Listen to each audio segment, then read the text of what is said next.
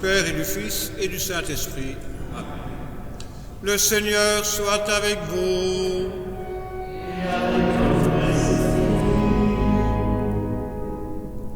Frères et sœurs, en ce dimanche où le soleil brille, puissions-nous nous laisser toucher par la tendresse, par le cœur retourné que le Seigneur a pour chacune et chacun d'entre nous.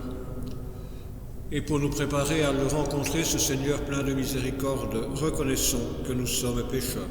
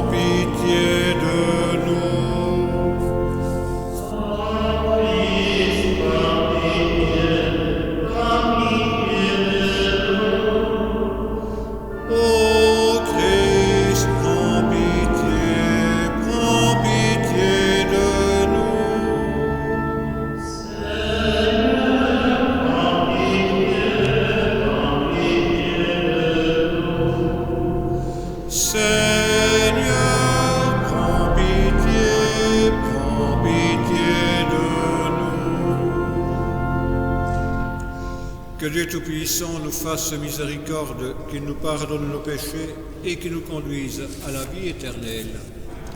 Frères et sœurs en l'Église, chantons et proclamons la gloire de notre Dieu.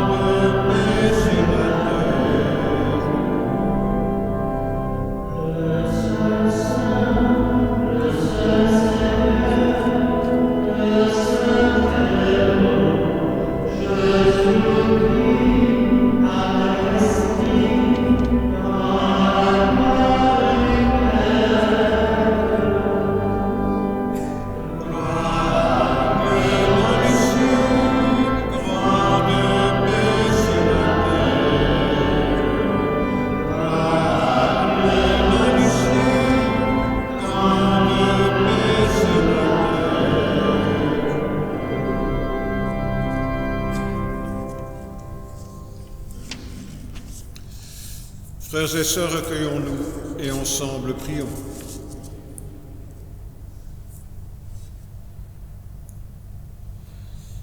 Dieu qui veut habiter les cœurs droits et sincères, donne-nous de vivre selon ta grâce. Alors tu pourras venir en nous pour y faire ta demeure. Par Jésus-Christ, ton Fils, notre Seigneur, notre Frère et notre Dieu, qui vit et règne avec toi et le Saint-Esprit, maintenant et pour les siècles des siècles.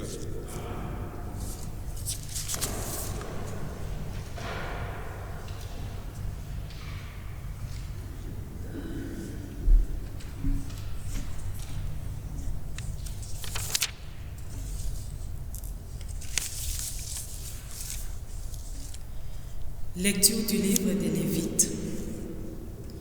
Le Seigneur parla à Moïse et à son frère Aaron et leur dit: Quand un homme aura sur la peau une tumeur, une inflammation ou une pustuure, qui soit une tache de lèpre, on l'amènera au prêtre Aaron ou à l'un des prêtres, ses fils. Le lépreux, atteint d'une tache, portera des vêtements déchirés et les cheveux en désordre. Il se couvrira le haut du visage jusqu'aux lèvres et il criera: Impur, impur. Tant qu'il gardera cette plaie, il sera vraiment impur. C'est pourquoi il habitera à l'écart, son habitation sera hors du camp. Parole du Seigneur.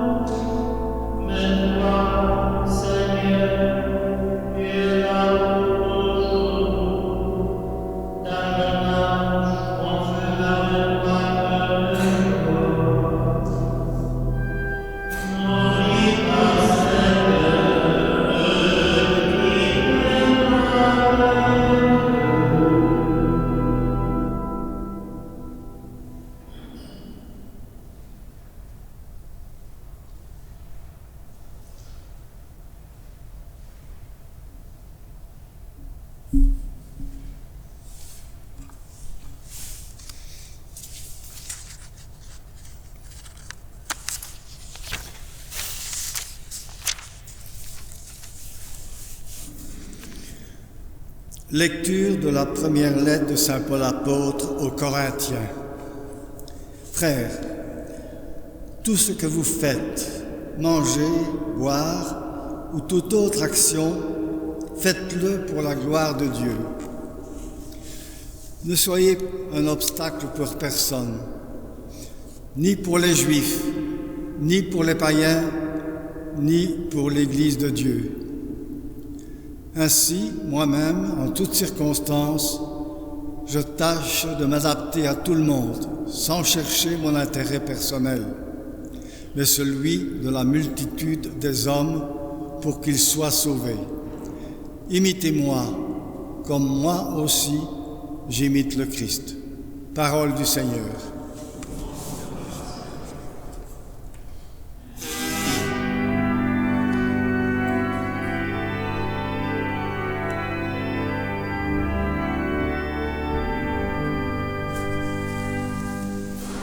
Alléluia.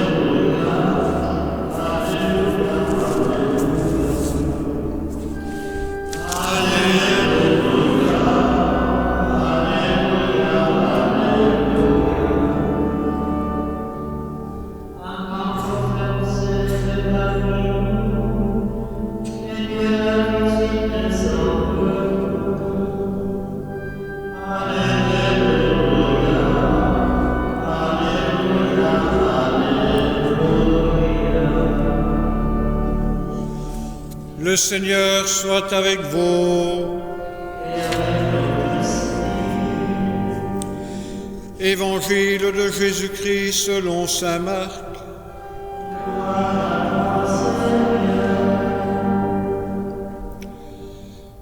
En ce temps-là, un lépreux vint auprès de Jésus.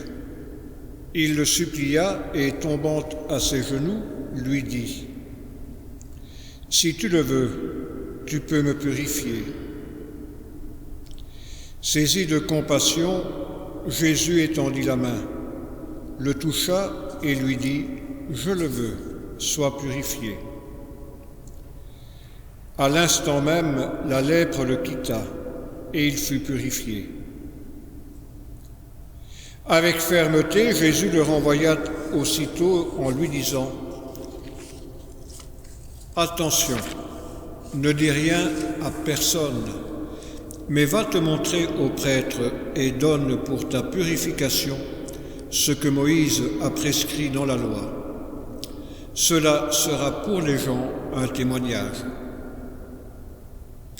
Une fois parti, cet homme se mit à proclamer et à répandre la nouvelle, de sorte que Jésus ne pouvait plus entrer ouvertement dans une ville, mais restait à l'écart, dans des endroits déserts. De partout, cependant, on venait à lui. Acclamons la parole de Dieu.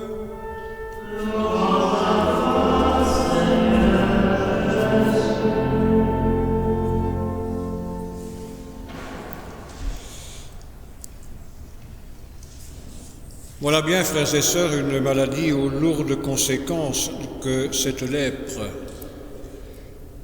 Cette lèpre qui touche l'humanité, qui touche l'homme, qui touche ces hommes et ces femmes qui sont mis à part d'une société juive, à part d'une société humaine. Le parallèle pourrait être fait avec ce que nous vivons aujourd'hui, Et puis on pourrait se dire aussi, comme certains de nos contemporains, comme certaines personnes, mais où est-ce qu'il est le bon Dieu? On ne le voit pas. Et puis de toute façon, pour d'autres, toujours la même rengaine, c'est une conséquence, c'est une volonté, c'est un jugement de Dieu qui tombe sur la tête des hommes et des femmes qui ne sont pas dans les règles du droit chemin. Comme si c'était cela, notre Dieu. Comme si le bon Dieu, et je dis le bon Dieu, était quelqu'un qui peut nous imposer ce genre de maladie, ce genre de choses, ce genre de conséquences, comme résultat d'un jugement qui apparaîtrait ou qui apparaîtrait comme une condamnation de ce que nous avons fait, de ce que nous sommes. C'est tout autre chose qui nous est révélée et par l'Écriture et par le Christ qui en est le cœur. Au temps des Lévites et comme au temps de Jésus, frères et sœurs, la lèpre est considérée par les hommes et les femmes croyants du peuple élu comme étant une conséquence du péché. S'il faut le mettre à part, ou s'il est malade, s'il est lépreux, c'est tout simplement parce que lui ou quelqu'un de ses ascendants ont fait quelque chose qui le marque, qui le punit. Et donc, on le met à l'écart. Et pour qu'il rentre dans la communauté du peuple élu, qu'il entre en sociabilité, eh bien, il y a un certain rite à faire. Il faut d'abord constater qu'il est bien guéri, et puis il faut payer l'offrande, et puis seulement on est réintégré. L'embêtant, frères et sœurs, c'est qu'à l'époque, on ne guérit pas de la lèpre. Et donc, quand on est banni, quand on est mis à l'écart, c'est à vie. C'est donc pas simplement une maladie physique, une maladie qui touche un individu ou des individus, c'est une maladie, c'est une situation, c'est un état de vie qui met à l'écart, qui enlève toute relation sociale, relation culturelle et relation cultuelle. On est mis au banc de la société banc de la société humaine, banc de la société des bons croyants. Et ce que nous avons entendu dans l'évangile de Marc nous donne une autre perspective. Un lépreux s'approche. Un lépreux s'approche d'un bon juif qui s'appelle Jésus de Nazareth. Le bon juif va d'abord faire quelque chose qu'il ne peut pas faire. Il va toucher un lépreux. Il va donc toucher quelqu'un qui est impur, quelqu'un qui n'a plus droit à rien, quelqu'un qui est au banc de la société. Il va le toucher. Il va le toucher, mais avant de le toucher, avant de le relever, il est pris de compassion. Il a ses entrailles qui sont retournées. Il y a toute la miséricorde de Dieu qui se manifeste à travers cette attitude du Verbe de vie fait chair. Il y a toute la miséricorde qui se tourne, il y a toute la miséricorde de Dieu qui se tourne vers cet homme-là qui est mis au banc de la société humaine, au banc de la religion juive, au banc de toutes les religions, parce que c'est un mauvais serment. S'il est marqué par la lèpre, il est marqué par le péché, il est marqué par le mal. Jésus le touche, parce que le cœur de Dieu se tourne en lui vers la misère de l'homme, vers la misère de la femme, vers la misère de cette humanité qui est rejetée, qui est mise à l'écart, et Jésus lui donne la possibilité, lui montre le chemin, non pas de la conversion, mais d'une purification. C'est bien plus qu'une guérison. Là, il y a des médecins qui s'en occupent, qui peuvent s'en occuper. Il y a la médecine qui peut aider. Jésus n'est pas d'abord un médecin. Il n'est pas d'abord quelqu'un qui va faire le miracle. Il est quelqu'un qui rétablit l'homme dans son originalité, dans l'originalité de la première alliance, de l'alliance fondamentale. Je te touche, je te remets debout, je te lève. La guérison du lépreux, c'est simplement la manifestation qu'à l'intérieur de ce lépreux, il y a quelque chose qui se manifeste de l'amour de Dieu et du pardon de Dieu. Non pas un pardon pour une maladie, mais une réintégration dans cette alliance voulue par cet amour de Dieu qui constamment, à travers le temps, à travers l'histoire, à travers l'espace, et singulièrement à travers la personne de son Fils bien-aimé, cet amour de Dieu qui rétablit l'homme dans cette communion avec lui-même, avec l'humanité et avec le Père de toute tendresse et de toute miséricorde. Saint Paul, quand il s'adresse à nous, en s'adressant aux Corinthiens, ne fait jamais que nous rappeler cela. Vous avez entendu ce qu'il nous dit, hein, Paul. À la fin, il nous dit « Imitez-moi ». Est-ce qu'il faudrait être comme Saint Paul? Bon, on pourrait, hein. Mais quel Saint Paul? Le Saint Paul de la traque aux blasphémateurs chrétiens, aux disciples du Christ? Le Saint Paul qui est sur un chemin de Damas et qui un jour, sur ce chemin, rencontre quelqu'un qui lui dit « Mais qu'est-ce que tu fous, mon vieux? Qu'est-ce que tu es en train de faire? C'est moi que tu persécutes. Moi, celui que tu as annoncé à travers ta formation, à travers ta vie de bon juif. » Est-ce le Saint Paul qui va susciter des communautés de chrétiens à travers tout le monde ancien? Est-ce que c'est le Saint Paul qui va témoigner de cette appartenance au Christ, de cette foi au Christ qu'il a manifesté, qu'il a enseigné, qu'il a montré? Imitez-moi. Et on oublie la suite. Imitez-moi, comme moi aussi j'imite le Christ. Alors cette imitation du Christ, frères et sœurs, cette imitation du Christ, ce n'est pas être comme, c'est agir comme, c'est penser comme, c'est prier comme, c'est être humain comme le Christ, Fils de Dieu, est humain. Et donc, imitez-moi, comme moi j'imite le Christ. Et donc que tout ce qui constitue votre vie, eh bien, ce soit pour la gloire de Dieu. qu'à travers tout ce que vous êtes, qu'à travers tout ce que vous dites, qu'à travers tout ce que vous faites, eh bien ce soit pour la gloire de Dieu, que cette vie de Dieu, que cette beauté de Dieu, que cet amour impossible de Dieu soit manifesté à toutes et à tous, tels qu'ils sont. Non pas tels que je voudrais qu'ils soient, mais tels qu'ils sont dans le cœur de Dieu, dont la miséricorde se révèle à travers le Christ. Et donc, comme la miséricorde devrait aussi se manifester à travers ce que nous sommes, comme Église, comme disciples, comme croyants, est-ce que nous sommes les imitateurs du Christ? Est-ce que nous sommes comme lui, enclins à tendre une main, enclins à redresser celui qui est différent, celle qui est différent? C'est jamais facile, hein? Jamais. Jamais. C'est jamais facile. Parce qu'on a toujours la bonne excuse. Parce qu'on dit, mais moi j'ai tout fait. J'ai fait le bien toute ma vie. Et celui-là, et celle-là, ce lépreux-là, ce divorcé, ce différent, ce mauvais, lui, il a toutes les chances. Où est la miséricorde que nous devons manifester?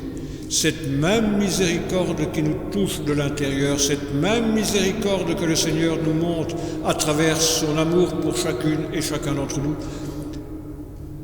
Ne sais-tu pas, petit peuple, ne sais-tu pas que si j'ai 100 brebis et qu'il y en a une qui s'est égarée, toi tu es toujours avec moi, tu es non pas du bon côté de la barrière, mais tu es de mon troupeau, tu es de mes disciples, mais l'autre que tu abandonnes, l'autre qui est abandonné, c'est d'abord pour toi que je suis venu, mais c'est aussi d'abord pour elle, pour lui je suis venu, pour celui que peut-être tu oublies, parce que tu oublies de m'imiter dans la miséricorde, dans cet amour que je lui manifeste. Frères et sœurs, parler ainsi est peut-être d'un autre temps, d'une autre histoire. Et pourtant, si nous nous regardons, si nous prenons la peine de nous poser, de nous mettre en face du Seigneur et de se dire, mais peut-être que le lépreux de cette histoire de Saint Marc, si c'était moi, si cet amour de Dieu était d'abord et avant tout un amour pour moi et un amour pour nous, un amour pour moi, un amour pour nous et un amour pour toutes et tous.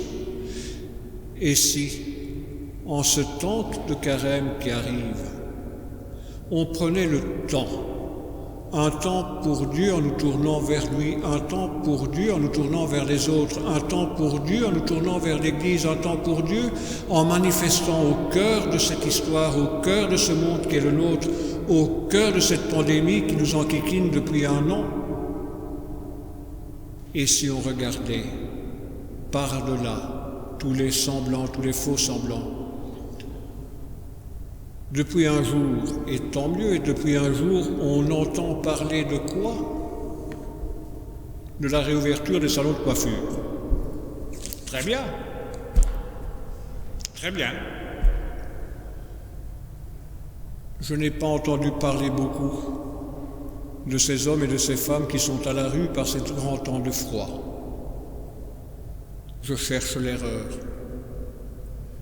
Je me tracasse parce que j'ai une tiliasse qui me fait ressembler à un gorille, mais je regarde la télévision et je me dis « Ah, enfin! À quand l'Horeca ouvert ?» Et je ne dénigre pas l'Horeca, hein. Ce sont des hommes et des femmes aussi qui ont besoin d'une aide, qui ont besoin de sortir du marasme-buisson. Tout ça, je ne mets pas en cause. Mais depuis 24 heures, sur toutes les télévisions que j'ai pu regarder à n'importe quel moment, ouverture des salons de coiffure. Très bien. Et je ne remets pas ça en cause et je dis tant mieux. Mais,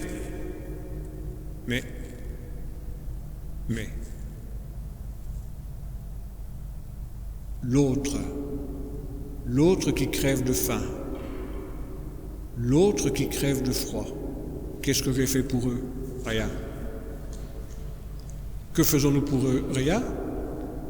Si, on fait quand même pour eux, et heureusement. Si, dans notre ville de Charleroi, on fait pour eux, on ouvre les centres d'accueil, très bien.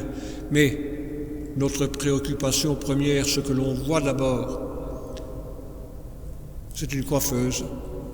Et tant mieux, soutenons-les. Mais, si je rencontre en sortant quelqu'un qui crève la dalle, qu'est-ce que je vais faire? Lui dire, il est temps d'aller te faire coiffer parce que tes cheveux sont trop longs?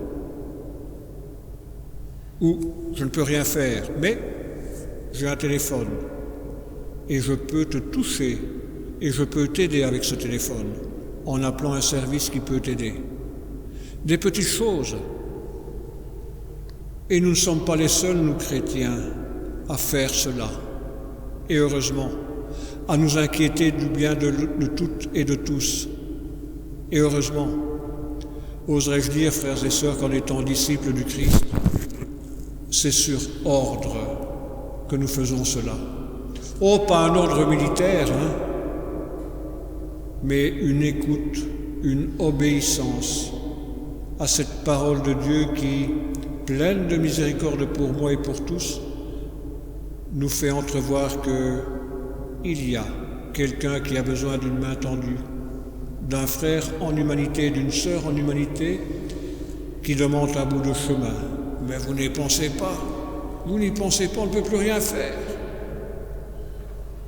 On ne peut plus se toucher, on ne peut plus s'embrasser. Bonne fête de Saint-Valentin à ceux qui peuvent le fêter, mais on ne peut plus rien faire.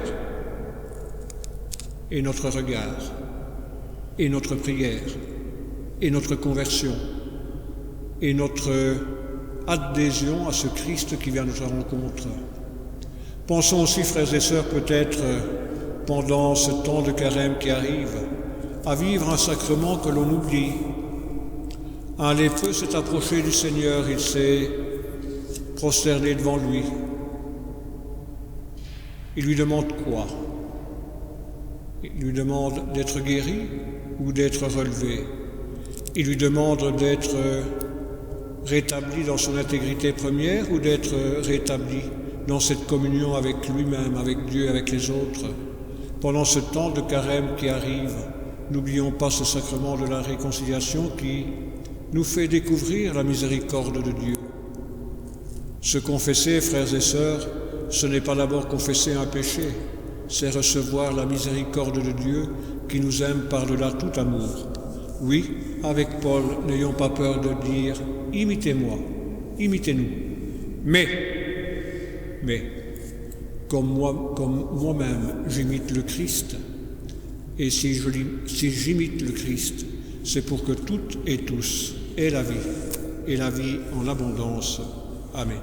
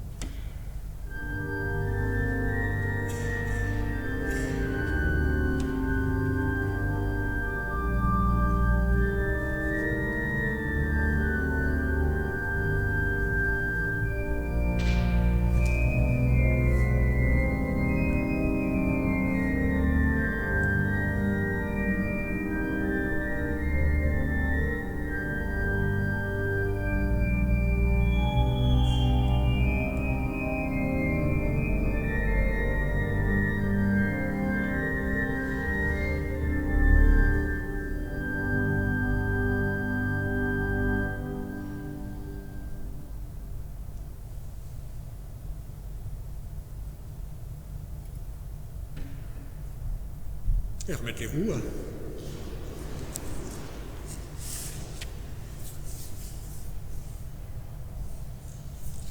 Et en Église, frères et sœurs, proclamons notre foi.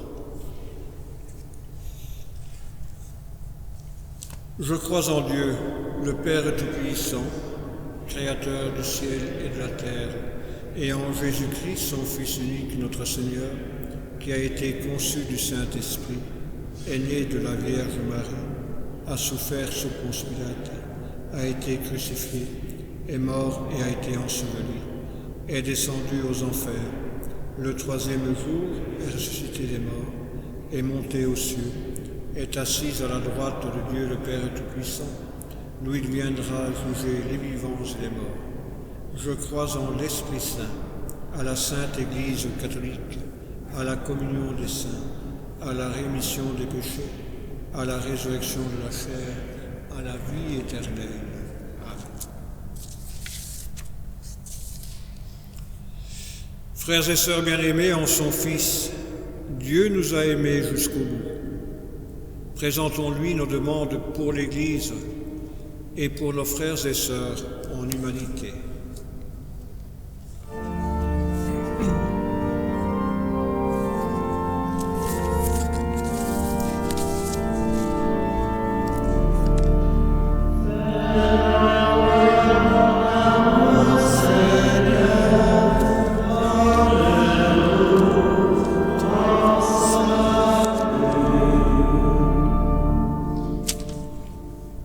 Prions pour l'Église, qu'elle soit la voix qui proclame ton message d'amour et de miséricorde par toute la terre. Exauce-nous, Seigneur.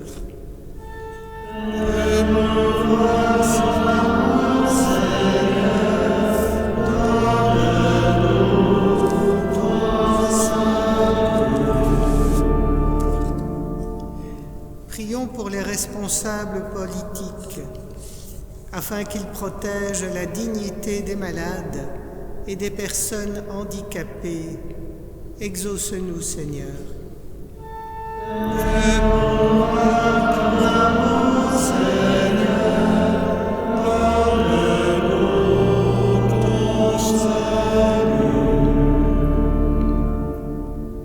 Prions pour les malades et leurs familles, qui se sentent souvent isolés, afin qu'ils trouvent sur leur chemin des frères et sœurs qui, par leur présence, leur manifestent la force de ton amour. Exauce-nous, Seigneur. Fais-nous voir ton amour, Seigneur. Donne-nous ton salut. Prions pour notre communauté, afin que nous soyons toujours plus témoins de ta bonne nouvelle. Exauce-nous, Seigneur. Fais-moi voir ton amour, Seigneur. Donne-nous ton salut. Prions pour les défunts dont les funérailles ont été célébrées cette semaine. Giuseppe Messina et Lucienne Lejon, ainsi que Manuel Garcia Martinez et Janine Lamy. Que le Seigneur les accueille dans son royaume d'amour et de paix. Exauce-nous, Seigneur. Fais-nous voir ton amour, Seigneur. Donne-nous ton salut.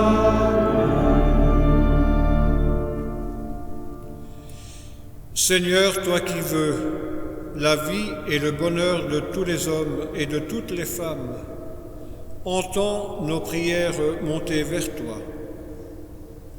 Nous te le demandons par Jésus le Christ, notre Seigneur. Amen.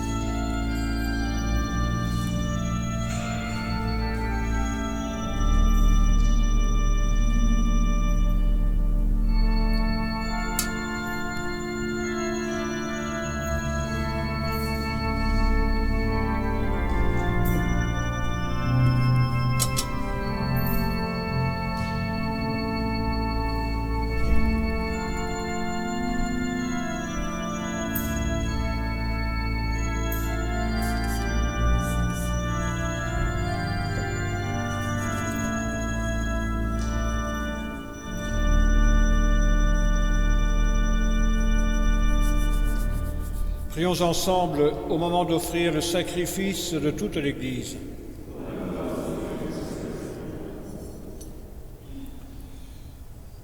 Que cette Eucharistie, Seigneur notre Dieu, nous purifie et nous renouvelle, qu'elle donne à ceux qui font ta volonté le bonheur que tu leur as promis, par Jésus, ton Fils, notre Seigneur.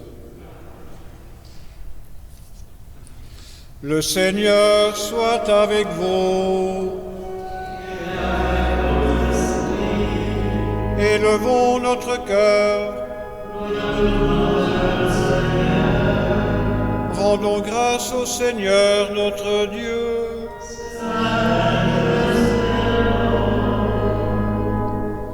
Vraiment, il est juste et il est bon de te rendre gloire, de t'offrir notre action de grâce toujours et en tout lieu. À toi, Père très saint, Créateur de l'univers et source de toute vie. Car tu n'abandonnes jamais ce que tu crées dans ta sagesse, mais tu te montres bienveillant, toujours à l'œuvre parmi nous. Dans les temps anciens, en déployant la force de ton bras, tu as guidé ton peuple Israël à travers le désert. Aujourd'hui encore, tu accompagnes ton Église dans sa marche au milieu du monde. Tu la soutiens de ton esprit. Tu la conduis sur les routes de ce temps, vers la joie éternelle de ton royaume, par notre Seigneur Jésus le Christ. C'est pourquoi, avec les anges et tous les saints, nous chantons l'hymne de ta gloire et sans fin nous proclamons.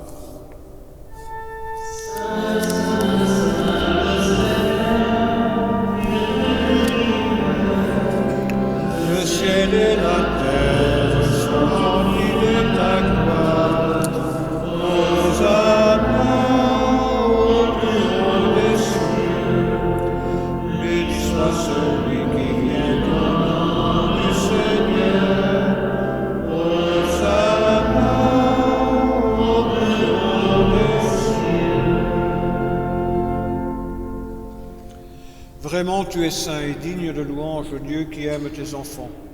Toi qui es toujours avec eux sur les chemins de cette vie. Vraiment, ton Fils Jésus est béni, lui qui se tient au milieu de nous quand nous sommes réunis en son nom. Comme autrefois pour ses disciples, il nous ouvre les Écritures et nous partage le pain. Maintenant, donc, Père de toute grâce, nous t'en prions, envoie ton Esprit Saint afin qu'il sanctifie nos offrandes. Que ce pain et ce vin deviennent pour nous le corps et le sang du Christ notre Seigneur. La veille de sa passion, la nuit de la dernière scène, il prit le pain, il rendit grâce, il le rompit, et il le donna à ses disciples en disant : « Prenez et mangez-en tous, ceci est mon corps livré pour vous. »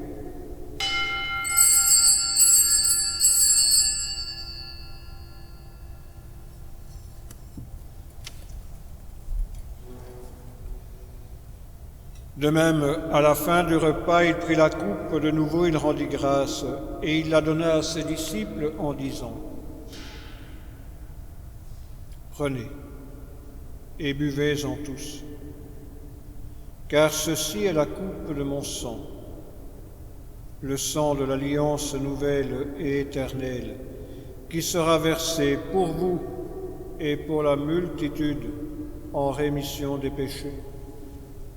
Vous ferez cela en mémoire de moi. »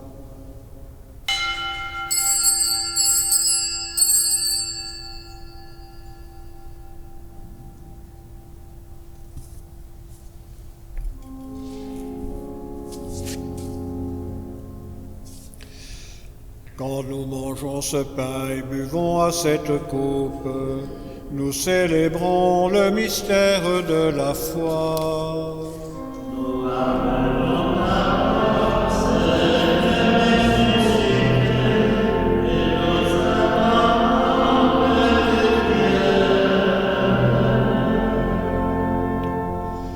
Voilà pourquoi, Père très saint, faisant ici mémoire de ton Fils le Christ, notre Sauveur, que tu as conduit par la passion et la mort sur la croix, à la gloire de la résurrection pour qu'il siège à ta droite, nous annonçons ton œuvre de grâce jusqu'au jour où il viendra, et nous t'offrons le pain de la vie et la coupe de bénédiction. Regarde avec bonté, Seigneur, l'offrande de ton Église qui te présente par nos mains ce qu'elle a reçu de toi, le sacrifice de louange, la Pâque du Christ. Que la force de ton esprit fasse de nous, dès maintenant et pour toujours, les membres de ton Fils ressuscité, par notre communion à son corps et à son sang. Toi qui nous invites à cette table, Seigneur, nous te prions de nous fortifier dans l'unité. Alors, en suivant tes chemins, avançant dans la foi et l'espérance, avec le pape François et Guy, notre évêque, avec l'ensemble des évêques, les prêtres, les diacres et ton peuple répandu par tout l'univers, nous pourrons apporter au monde la confiance et la joie. Souviens-toi de nos frères et de nos sœurs qui se sont endormis dans la paix du Christ et de tous les morts dont toi seul connais la foi. Donne-leur de contempler la clarté de ton visage et conduis-les par la résurrection à la plénitude de la vie. Et lorsque prendra fin notre pèlerinage sur la terre, accueille-nous dans la demeure où nous vivrons près de toi pour toujours, en union avec la Vierge Marie, la bienheureuse Mère de Dieu, avec Saint Joseph son époux, avec les apôtres, les martyrs, Saint Valentin et tous les saints du ciel. Nous pourrons alors te louer sans fin et magnifier ton nom par Jésus, le Christ, ton Fils bien-aimé.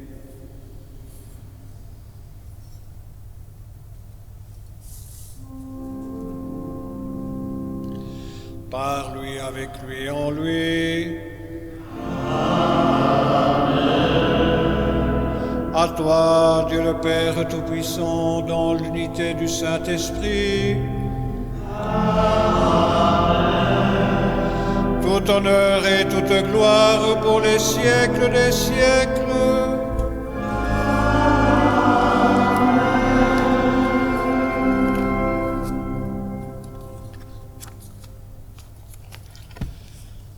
Frères et sœurs bien-aimés, unis dans un même esprit, nous pouvons dire avec confiance: Notre Père qui es aux cieux, que ton nom soit sanctifié, que ton règne vienne, que ta volonté soit faite sur la terre comme au ciel.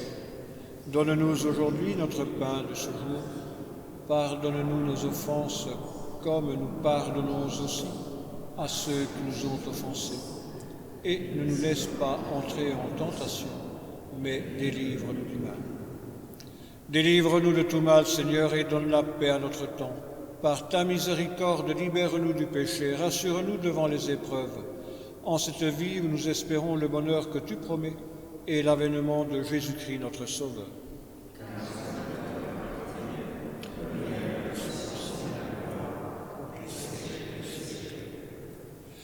Seigneur Jésus-Christ, tu as dit à tes apôtres: je vous laisse la paix, je vous donne ma paix. Mais ce n'est pas à votre manière que je vous la donne. Ne regarde pas nos péchés, mais la foi de ton Église, pour que ta volonté s'accomplisse. Donne-lui toujours cette paix et conduis-la vers l'unité parfaite, toi qui règnes pour les siècles des siècles. Que la paix du Seigneur soit toujours avec vous. Et nous pouvons échanger, toujours en mode confiné, un signe de cette paix que le Seigneur nous adresse.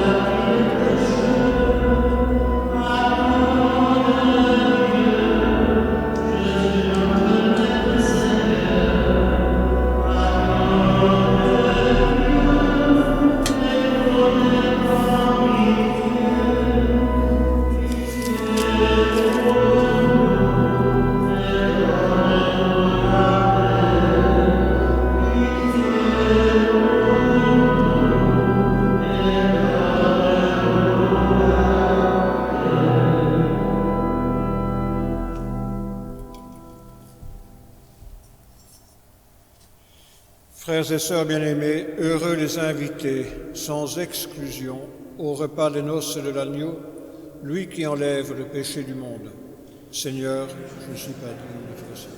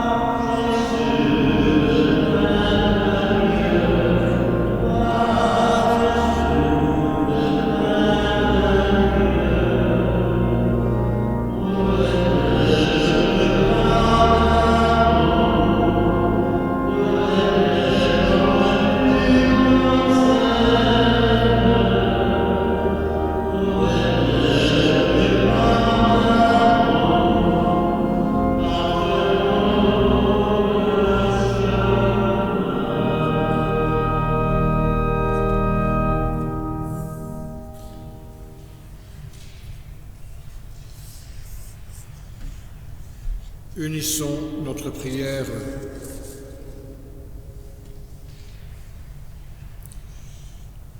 Tu nous as donné, Seigneur, de goûter aux joies du ciel. Fais que nous ayons toujours soif des sources de la vraie vie. Par Jésus, ton Fils, notre Seigneur. Voilà. Bonne entrée en carême, que tout se passe bien pour vous, en espérant que le soleil va réchauffer pas simplement le sol, mais aussi nos cœurs. Bonne fête de Saint-Valentin à toutes et à tous, et pas simplement aux amoureux, puisque je crois que toutes et tous, selon la place où nous sommes amoureux. Donc, bonne fête de Saint-Valentin à toutes et à tous. Je ne peux m'empêcher d'avoir une pensée pour les gens du centre, et notamment de Binche, puisque j'ai vécu quand même pendant 25 ans dans la région du centre, qui n'auront pas, pour cette année-ci en tout cas, qui n'auront pas le carnaval. Et je pense déjà aux Chapelois et aux Manageois qui n'auront pas non plus, et aux Louviérois qui n'auront pas leur carnaval à la mi-carême, eux pour la deuxième fois sur un an. Mais enfin, tout ira mieux après. J'espère. Il ne faut pas en douter surtout. Allez, bon dimanche à toutes et à tous, encore bonne fête, bonne semaine, et prenez bien soin de vous. Et après la bénédiction, nous prierons avec Marie. Le Seigneur soit avec vous. Et que Dieu Tout-Puissant vous bénisse, le Père, le Fils et le Saint-Esprit. Allez dans